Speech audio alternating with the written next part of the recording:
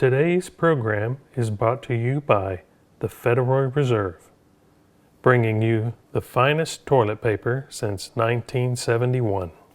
Welcome to The Grasp. I'm Doug. Today we continue our series on how to get started in crypto, and we're going to cover your options on where to buy your first coins. So let's get it.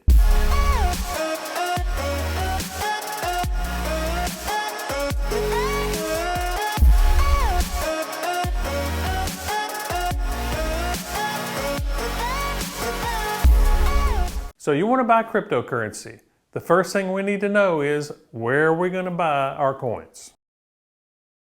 Just like with risk assessment, there are a couple of factors which will help determine which exchange works best for you. You obviously have a wonderful economy with words. One of the main factors in choosing a platform is going to be your experience with using trading platforms.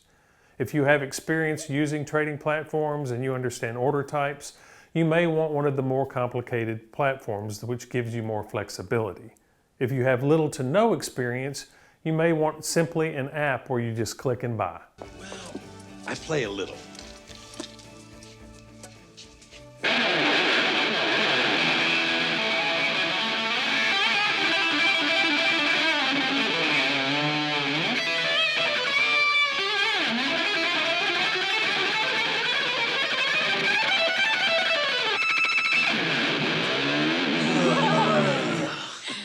Another factor is which coin do you want to buy?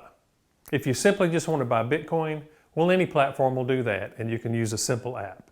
However, if you want to use one of the lesser known coins outside of the top 100, you're going to have to go to one of the more difficult exchanges. Stop being so nervous. Later on we'll get ice cream. Let's go over several exchanges and we'll cover the pros and cons of each. Whoa! That is very cool.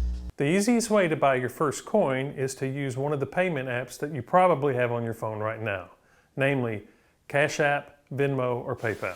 So the pros to these platforms are they're very easy to use and there's very little verification required to get started trading.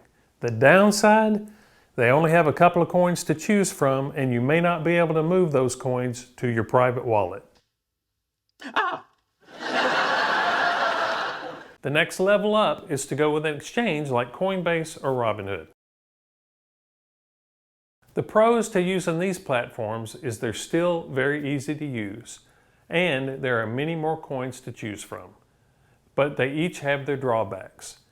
With Coinbase, the fees are going to be higher. With Robinhood, you can't transfer your coins to a private wallet, and the verification process for both of them is much more complicated. I'm not sure we want to pay for a dimension we're not going to use.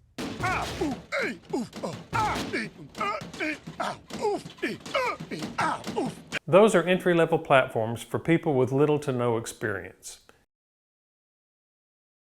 If you do have trading experience, you might want to look at Coinbase Pro or Binance.us. These platforms offer you a much more genuine trading experience. They give you more flexibility in the types of orders that you can place. They give you lower fees on the orders that you place, and they give you a much wider selection of coins to choose from.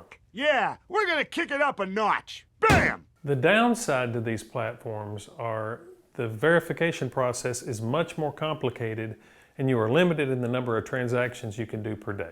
Excuse me? I didn't authorize this. The last type of exchange are the most difficult. These are like Gate.io, Bybit, or decentralized exchanges like Uniswap or PancakeSwap. They require an advanced skill set and were recommended for experienced traders only. I relish the compliment. So now you have some general information to help you make a choice of where you're going to buy your first crypto. Obviously, if you have questions, comment down below and we'll do our best to answer your question as best we can. They all adore him. They think he's a righteous dude. In our next video in the series, we'll go over the factors you need to consider when deciding which cryptos you want to buy. That's all for today. We'll see you back here on The Grasp.